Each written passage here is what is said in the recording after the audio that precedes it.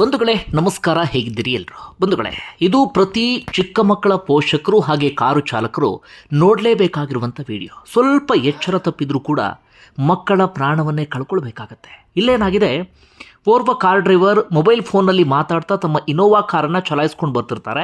ಅದೇ ಸಂದರ್ಭದಲ್ಲಿ 2 ವರ್ಷದ ಮಗು ಕಾರ್ನ ಪಕ್ಕದಲ್ಲೇ ಬಂದಿದೆ.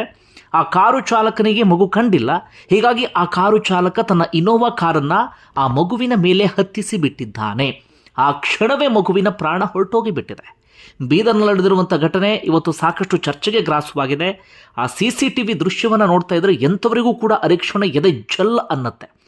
ಒಂದಷ್ಟು ಜನ ಪಾಠ ಕಲೀಲಿ, ಎಚ್ಚರಿಕೆಯಿಂದ ಇರಲಿ ಎನ್ನುವ ಕಾರಣಕ್ಕಾಗಿ ಈ ವಿಡಿಯೋವನ್ನು ನಿಮ್ಮ ಮುಂದೆ ಇಡ್ತಿದ್ದೇನೆ. ಅವೇರ್ನೆಸ್ ವಿಡಿಯೋ ಅಂದ್ಕೊಂಡ್ರೂ ಕೂಡ ತಪ್ಪಾಗಲಿಕ್ಕಿಲ್ಲ. ಬಂಧುಗಳೇ, ಏನಿದು ಘಟನೆ, ಆ ಡೀಟೇಲ್ಸನ್ನು ನೋಡ್ತಾ ಹೋಗೋಣ. ಈ ಘಟನೆ ನಡೆದಿದ್ದು ಬೀದರ್ನ ಹಾರೋಗೇರಿಯ ಗುರುಪಾದಪ್ಪ ನಾಗಮಾರಪಳ್ಳಿ ಹಾಸ್ಪಿಟಲ್ ಮುಂಭಾಗದಲ್ಲಿ.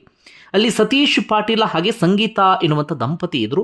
ತಕ್ಕ ಮಟ್ಟಿಗೆ ಚೆನ್ನಾಗಿರುವಂಥ, ಅಂದರೆ ಫೈನಾನ್ಷಿಯಲಿ ಚೆನ್ನಾಗಿರುವಂಥ ದಂಪತಿ. ಇತ್ತೀಚೆಗಷ್ಟೇ ಭಾಳ ಅದ್ಧೂರಿಯಾಗಿ ತಮ್ಮ ಮಗನ 2 ವರ್ಷದ ಬರ್ತ್ಡೇಯನ್ನು ಆಚರಿಸಿದರು. ಬಸವಚೇತನ ಅಂತ ಆ ಹುಡುಗನ ಹೆಸರು. ಅಂದರೆ 2 ವರ್ಷದ ಹುಡುಗ. ಮನೆ ಮುಂದೆ ಆತ ಆಟ ಆಡ್ತಾ ಇರ್ತಾನೆ. ಸುತ್ತಮುತ್ತ ಎಲ್ಲ ಕಡೆಗಳಲ್ಲೂ ಕೂಡ ಓಡಾಡ್ತಿರ್ತಾನೆ. ಪೋಷಕರು ಆತನನ್ನು ಗಮನಿಸಿರಲಿಲ್ಲ ಅಂತ ಕಾಣುತ್ತೆ. ಸುತ್ತಮುತ್ತ ಒಂದಷ್ಟು ಜನರು ಕೂಡ ಇದ್ದಾರೆ, ತಮ್ಮ ಪಾಡಿಗೆ ತಾವು ಕೆಲಸದ ನಿರತರಾಗಿದ್ದಾರೆ. ಯಾರೂ ಕೂಡ ಆ ಹುಡುಗನನ್ನು ಸರಿಯಾದ ರೀತಿಯಲ್ಲಿ ನೋಡಿಲ್ಲ. ಆ ಹುಡುಗ ಮೊದಲು ಅಲ್ಲೊಂದು ಕಾರ್ ನಿಂತಿರುತ್ತೆ, ಆ ಕಾರ್ನ ಪಕ್ಕದಲ್ಲಿ ಓಡಾಡ್ತಿರ್ತಾನೆ. ಹಾಗೆ ಓಡಾಡ್ತಾ ಸ್ವಲ್ಪ ಆ ಕಡೆಗೆ ಪಾಸ್ ಆಗುವ ಸಂದರ್ಭದಲ್ಲಿ ಇನೋವಾ ಕಾರೊಂದು ಬಂದು ಬಿಡುತ್ತೆ. ಆ ಇನೋವಾ ಕಾರಿನ ಚಾಲಕ ಫೋನ್ನಲ್ಲಿ ಮಾತಾಡ್ತಿದ್ದ ಎನ್ನುವಂಥ ಮಾಹಿತಿ ಇದೆ. ಆತ ಫೋನ್ನಲ್ಲಿ ಮಾತಾಡ್ತಾ ಕಾರನ್ನು ಟರ್ನ್ ಮಾಡುವ ಸಂದರ್ಭದಲ್ಲಿ ಈ ಬಾಲಕ ಕಾರ್ ಪಕ್ಕದಲ್ಲೇ ಹೋಗಿಬಿಟ್ಟಿದ್ದಾನೆ. ಒಂದು ಟೈರ್ಗೆ ನೀಟಾಗಿ ಈ ಬಾಲಕನ ತಲೆ ಸಿಕ್ಕಿಬಿಟ್ಟಿದೆ. ಆ ಬಾಲಕನ ಮೇಲೆ ಕಾರ್ ಪಾಸ್ ಆಗಿಬಿಟ್ಟಿದೆ. ಪಾಸ್ ಆದರೂ ಕೂಡ ಆ ಇನೋವಾ ಕಾರು ಚಾಲಕನಿಗೆ ನಾನು ಮಗುವಿನ ಮೇಲೆ ಕಾರನ್ನು ಹಚ್ಚಿದ್ದೇನೆ ಅನ್ನೋ ಸ್ವಲ್ಪವೂ ಕೂಡ ಗೊತ್ತಾಗಿಲ್ಲ. ಆತನಿಗೆ ಯಾವುದೋ ಕಲ್ಲಿನ ಮೇಲೆನೋ ಯಾವುದೋ ವಸ್ತುವಿನ ಮೇಲೆಯೋ ಪಾಸ್ ಆದ ರೀತಿಯಲ್ಲಿ ಆಗಿದೆ.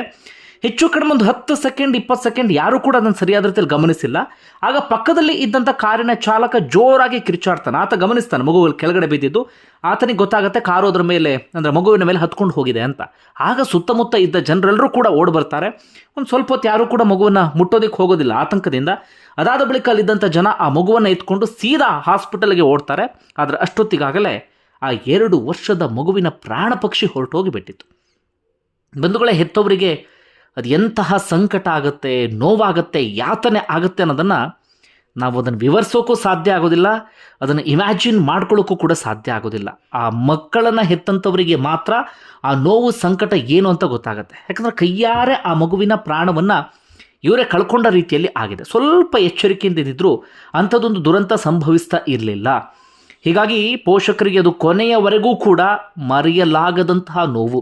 ಪುತ್ರ ಶೋಕಂ ನಿರಂತರಂ ಅಂತೀವಿ ನೋಡಿ, ಎಂದಿಗೂ ಕೂಡ ಮರೆಯೋದಕ್ಕೆ ಸಾಧ್ಯವೇ ಇಲ್ಲ. ಕಣ್ಣ ಎದುರುಗಡೆ ಸ್ವಲ್ಪ ಎಚ್ಚರ ತಪ್ಪಿದಂಥ ಕಾರಣಕ್ಕಾಗಿ ಮಗುವನ್ನು ಕಳ್ಕೊಂಡು ಬಿಟ್ಟರು. ನಮಗೆ ಹೊಟ್ಟೆ ಉರಿಯುತ್ತೆ. ನಾನು ಆ ಸಂಪೂರ್ಣ ದೃಶ್ಯವನ್ನು ನಿಮಗೆ ತೋರಿಸೋದಕ್ಕೆ ಸಾಧ್ಯ ಆಗೋದಿಲ್ಲ. ಯಾಕಂದರೆ ಯೂಟ್ಯೂಬ್ ಅದು ಯಾವುದನ್ನು ಕೂಡ ತೆಗೆದುಕೊಳ್ಳೋದಿಲ್ಲ. ಯೂಟ್ಯೂಬ್ ನಿಯಮದ ವಿರುದ್ಧವಾಗಿ ಆಗುತ್ತೆ. ಹೀಗಾಗಿ ಸ್ವಲ್ಪ ವಿಡಿಯೋವನ್ನು ಮಾತ್ರ ನಿಮಗೆ ತೋರಿಸಿದ್ದೇನೆ. ಆ ದೃಶ್ಯವನ್ನು ಎಲ್ರಿಗೂ ಕೂಡ ನೋಡೋದಕ್ಕೂ ಕೂಡ ಸಾಧ್ಯ ಆಗೋದಿಲ್ಲ. ನಾನು ಆಗಲೇ ಹೇಳಿದ್ನಲ್ಲ, ಎದೆ ಜಲ್ ಎನ್ನುವಂಥ ದೃಶ್ಯ ಅದು. ಆ ಪರಿಯಾಗಿ ಆಕ್ಸಿಡೆಂಟ್ ಆಗಿದೆ. ಅಂದರೆ ಆ ಮಗುವಿನ ಮೇಲೆ ಕಾರನ್ನು ಹಸಿಬಿಟ್ಟಿದ್ದಾರೆ. ಸದ್ಯ ಇವತ್ತು ಇಡೀ ರಾಜ್ಯಾದ್ಯಂತ ಈ ವಿಡಿಯೋ ವೈರಲ್ ಆಗ್ತಾ ಇದೆ. ಸಾಮಾಜಿಕ ಜಾಲತಾಣದಲ್ಲಿ ಸಾಕಷ್ಟು ಚರ್ಚೆಗೆ ಗ್ರಾಸವಾಗಿದೆ.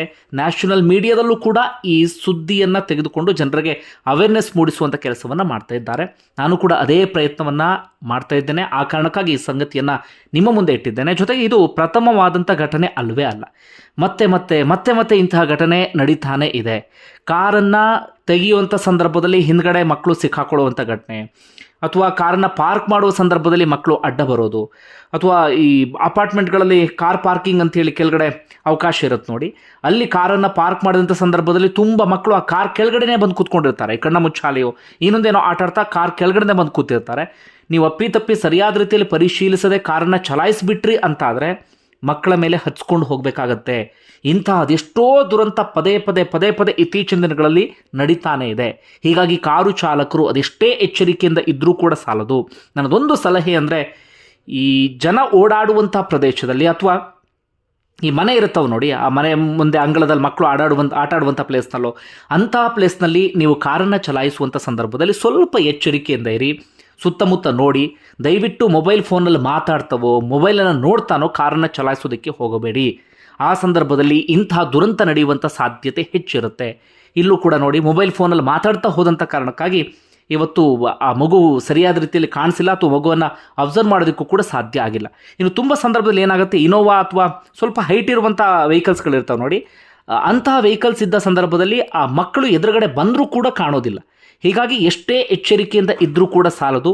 ಕಾರ್ ಪಾರ್ಕ್ ಮಾಡುವ ಸಂದರ್ಭದಲ್ಲೋ ಅಥವಾ ಮಕ್ಕಳು ಓಡಾಡುವಂಥ ಜಾಗದಲ್ಲಿ ಕಾರನ್ನು ಚಲಾಯಿಸುವಂಥ ಸಂದರ್ಭದಲ್ಲಿ. ಇನ್ನು ಇಲ್ಲಿ ಪೋಷಕರನ್ನು ಕೂಡ ನಾವು ದೂಷಿಸಬೇಕಾಗತ್ತೆ. ನೀವು ಮಕ್ಕಳನ್ನು ದಯವಿಟ್ಟು ಬೇಕಾಬಿಟ್ಟಿಯಾಗಿ ಹೊರಗಡೆ ಬಿಡೋದಕ್ಕೆ ಹೋಗಬೇಡಿ. ಮಕ್ಕಳ ವಿಚಾರದಲ್ಲಿ ನೀವು ಎಷ್ಟೇ ಎಚ್ಚರಿಕೆಯಿಂದ ಇದ್ದರೂ ಕೂಡ ಸಾಲದು.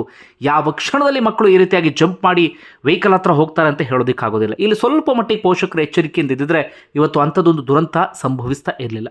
ಬಂಧುಗಳೇ, ನಿಮ್ಗೆ ಏನಿಸುತ್ತೆ ಕಮೆಂಟ್ ಮಾಡಿ ತಿಳಿಸಿ. ನಿಮ್ಮ ಸುತ್ತಮುತ್ತ ಇಂಥ ಘಟನೆ ಏನಾದರೂ ಕೇಳಿದರೆ ಅದನ್ನು ಕೂಡ ಕಮೆಂಟ್ ಬಾಕ್ಸ್ನಲ್ಲಿ ಮೆನ್ಷನ್ ಮಾಡಿ, ಯಾಕಂದರೆ ಒಂದಷ್ಟು ಜನರಿಗೆ ಗೊತ್ತಾಗಲಿ. ಧನ್ಯವಾದ ಇಲ್ಲಿವರೆಗೆ ವಿಡಿಯೋ ನೋಡಿದ್ದಕ್ಕಾಗಿ.